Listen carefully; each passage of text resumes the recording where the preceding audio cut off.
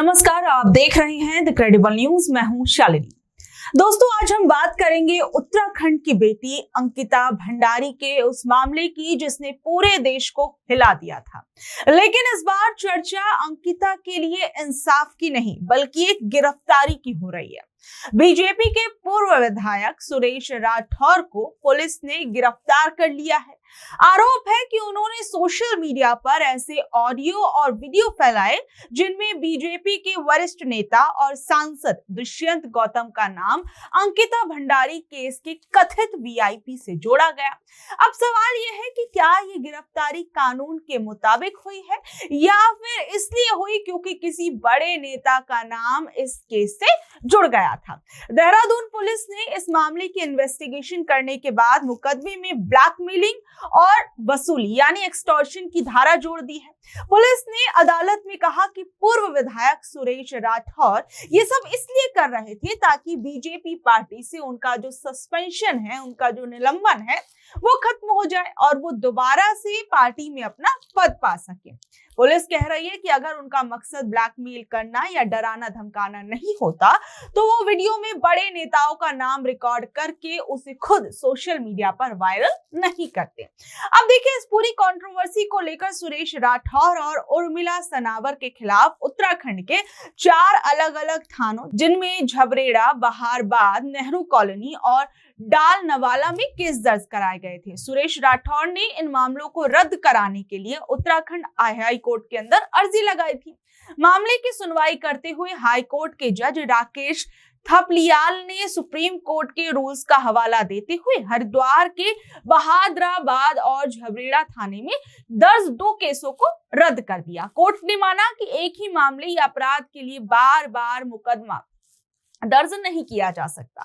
हालांकि high court ने देहरादून की नेहरू कॉलोनी और डालनवाला थाने में दर्ज बाकी 2 केस रद्द करने से साफ मना कर दिया था और पुलिस को अपनी इन्वेस्टिगेशन जारी रखने के ऑर्डर दिए। हाई कोर्ट से 2 मामलों में राहत मिलने के बाद भी पुलिस बाकी बचे 2 केसेस को लेकर सुरेश राठौर पर नजर रखे हुए थी।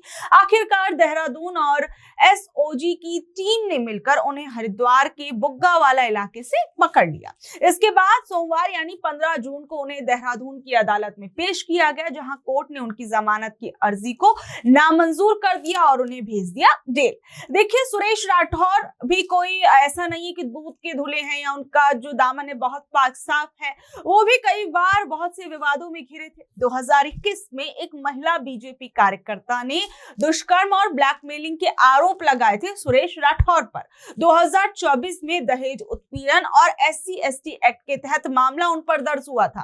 2025 में सुरेश राठौर ने एक्ट्रेस उर्मिला को पहले पत्नी माना, बाद में इससे इनकार कर दिया था। अगर इस मामले की तह में जाए तो मैं आपको बता दूं कि पूरा जो विवाद शुरू हुआ था वो साल 2022 में उत्तराखंड के वनतारा रिजॉर्ट में काम करने वाली 19 साल की अंकिता भंडारी की हत्या के बाद शुरू हुआ था।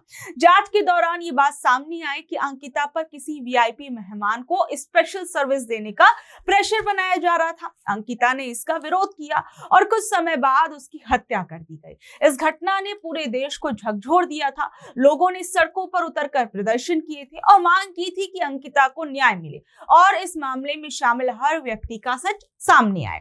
समय बीतता गया, इन्वेस्टिगेशन हुई, अदालत में सुनवाई हुई, लेकिन एक सवाल लगातार इस केस के अंदर बना रहा कि आखिर में वो वीआईपी कौन था जिसका जिक्र बार बार इस मामले के अंदर किया जा रहा है और वो कौन सा वीआईपी था जिससे अंकिता भंडारी को सर्विस देने के लिए कहा जा रहा था। ये अब तक साफ नहीं हो पाया। पिछले साल अभिनेत्री उर्मिला सनावर ने सोशल मीडिया पर एक वीडियो जारी किया और दावा किया कि अंकिता मामले का कथित वीआईपी बीजेपी का वरिष्ठ नेता दुष्यंत गौतम है। उर्मिला के इस बयान के बाद उत्तराखंड की राजनीति में भूचाल आ गया। कांग्रेस और जो दूसरे विपक्षी दल थे उन्होंने इस मामले की इन्वेस्टिगेशन कराने की मांग कर दी। दूसरी तरफ दुष्यंत गौतम ने इन आरोपों को पूरी तरीके से झूठा बताया और कहा कि उनका इस मामले से कोई लेना देना नहीं है और उन्होंने कहा कि अगर आरोप सच साबित हो जाते हैं तो राजनीति छोड़ देंगे।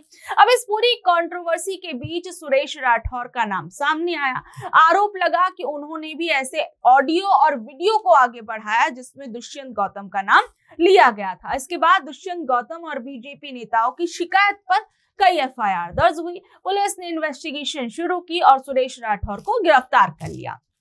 देखिए, पुलिस का दावा है कि कानून के अनुसार कार्रवाई की गई है और किसी को भी बिना सबूत किसी व्यक्ति की प्रतिष्ठा को नुकसान पहुंचाने का अधिकार नहीं है। यानी एक तरीके से देखा जाए तो सुरेश राठौर को पुलिस ने इसलिए गिरफ्तार किया क्योंकि वो दुष्यंत गौतम की मानहानि कर रहे थे, उनके सम्मान को ठेस पहुंचा रहे थे। यहाँ पर अगर इस मामले को आप देखेंगे तो इस पूरे अंकिता भंडारी के केस में अभी तक उस वीआईपी का नाम सामने नहीं आ पाया, लेकिन एक पूर्व बीजेपी नेता जो है वो अभी के एक बीजेपी नेता पर कुछ आरोप लगा रहा था जो उन्हें नागवार गुजरे। इस केस के अंदर उस व्यक्ति को गिरफ्तार कर लिया गया। इस केस के अंदर उस पूर्व विधायक को गिरफ्तार कर लिया गया जो वर्तमान के बीजेपी नेता पर आरोप लगा रहा था। लेकिन दोस्तों, यहीं से राजनीति भी शुरू होती है। विपक्षी दल सवाल उठा रहे हैं कि अगर किसी व्यक्ति ने किसी बड़े नेता का नाम लिया तो उसके खिलाफ इतनी तेजी से कार्रवाई हो गई, लेकिन जिस कथित वीआईपी का जिक्र पूरे देश ने सुना उसके बारे में जनता को आज तक कोई जानकारी नहीं मिली।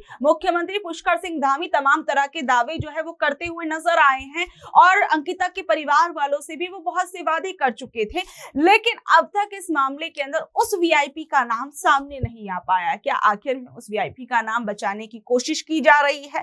देखिए, किसी भी लोकतंत्र में किसी पर आरोप लगाना और आरोप साबित होना दोनों अलग अलग बातें हैं, लेकिन किसी का नाम लेने से वो दोषी नहीं हो जाता। कानून सबूत मांगता है और अदालत सबूतों के आधार पर फैसला करती है। लेकिन दूसरी तरफ सच ये भी है कि जब किसी मामले में इतने साल बाद भी कई सवाल के जवाब रह जाते हैं तो लोगों के मन में संदेह तो आएगा ही, डाउट तो आएगा ही। जनता भी जानना चाह रही कि भैया आखिर में सच क्या है। देखिए, अगर दुष्यंत गौतम पर लगाए गए आरोप झूठे हैं तो इसकी पूरी सच्चाई सामने आनी चाहिए ताकि किसी निर्दोष व्यक्ति की इमेज जो है वो खराब ना हो। लेकिन अगर जनता के मन में कोई सवाल है तो उसका जवाब भी मिलना चाहिए और अंकिता भंडारी को इंसाफ मिलना चाहिए। देखिए, अंकिता भंडारी के परिवार ने अपनी बेटी खोई। उनके लिए सबसे बड़ा सवाल ये नहीं है कि कौन नेता किस पर आरोप लगा रहा है, कौन से नेता की छवि खराब हो रही है, क्या हो रहा है, लेकिन उनके लिए सबसे बड़ी बात यह है कि क्या उनकी बेटी को पूरा न्याय मिलेगा, क्या इस मामले की पूरी सच्चाई सामने आएगी, क्या उस वीआईपी का नाम सामने आएगा, क्या भविष्य में किसी दूसरी बेटी के साथ ऐसा नहीं होगा। यही सवाल जो है पूरा उत्तराखंड, पूरा देश जानना चाहता है। 2022 से लेकर 2026 आ गया। सोचिए, इतने साल इस मामले में बीत गए हैं लेकिन अभी तक उस वीआईपी का नाम जो है वो सामने नहीं आ पाया। आज जब सुरेश राठौर को जेल भेजा जा चुका है, उर्मिला सनावर पर गिरफ्तारी की तलवार लटक रही है, तब ये मामला फिर से चर्चा का विषय बन गया है। उर्मिला का दावा था कि ऑडियो अंकिता भंडारी केस से जुड़े थे। मामला सामने आते ही बीजेपी ने सुरेश राठौर को पार्टी से बाहर का रास्ता दिखा दिया था। अभिनेत्री उर्मिला सनावर से पुलिस और एसआईटी पूछताछ कर चुकी है। इसके बाद सुरेश राठौर और उर्मिला सनावर के खिलाफ अलग अलग शिकायतें जो हैं वो दर्ज की गई थी और इन्वेस्टिगेशन के दौरान पुलिस ने दोनों को नोटिस जारी किए थे। बाद में कुछ मामलों में हाईकोर्ट ने गिरफ्तारी पर राहत दे दी थी। जैसा कि शुरुआत में मैंने आपको बताया, बीजेपी कह रही है कि झूठे आरोप लगाने वालों के खिलाफ कार्रवाई होना जरूरी है और वहीं विपक्ष कह रहा है कि अगर किसी बड़े नाम का जिक्र हुआ है तो उसकी निष्पक्षता से जांच होनी चाहिए, उस व्यक्ति की जांच होनी चाहिए कि आखिर में उस व्यक्ति पर जो आरोप लगाए जा रहे हैं वो कितने सच है, कितने झूठ है। दोनों पक्ष अपनी अपनी बात रख रहे हैं और जनता सब कुछ देख रही है। आखिर में सबसे बड़ा सवाल यही है जो 2022 में था, अंकिता भंडारी की हत्या क्यों हुई, उस कथित वीआईपी की कहानी क्या है, क्या जनता को इस मामले का पूरा सच पता चल पाएगा, क्या अंकिता के माँ बाप को इस पूरे मामले का सच पता चल पाएगा, क्यों आखिर में उन्होंने अपनी मासूम सी बिटिया को खोया सिर्फ और सिर्फ एक नौकरी के चक्कर में। क्या सभी सवालों के जवाब मिल पाएंगे और अगर नहीं मिले तो क्या भविष्य में भी कभी इन जवाबों को देखा जाएगा, क्या ऐसे ये जवाब जो है मिल पाएंगे या फिर इस मामले को ऐसे ही रफा दफा कर दिया जाएगा और धीरे धीरे वक्त के साथ इस मामले को भुला दिया जाएगा। और ऐसे में सबसे बड़ा सवाल यही है कि अंकिता भंडारी को न्याय कब मिलेगा। देखिए, उत्तराखंड पिछले कुछ समय से हम देखते हैं कि किस तरीके से बहुत सी ऐसी घटनाएं पिछले कुछ समय से उत्तराखंड के अंदर से सामने आई जो अपने आप में देखने और सोचने वाली बात है।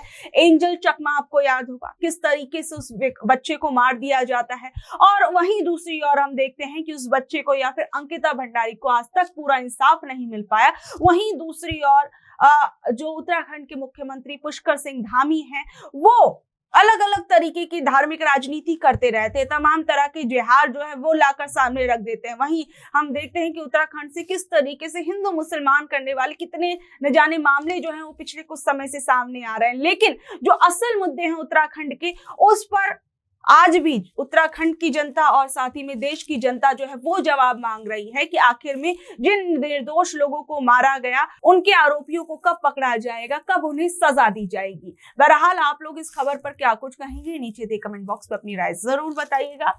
और ऐसी अपडेट्स जुड़े रहने के लिए देखते रहिए द क्रेडिबल न्यूज। मैं हूं शालिनी, धन्यवाद।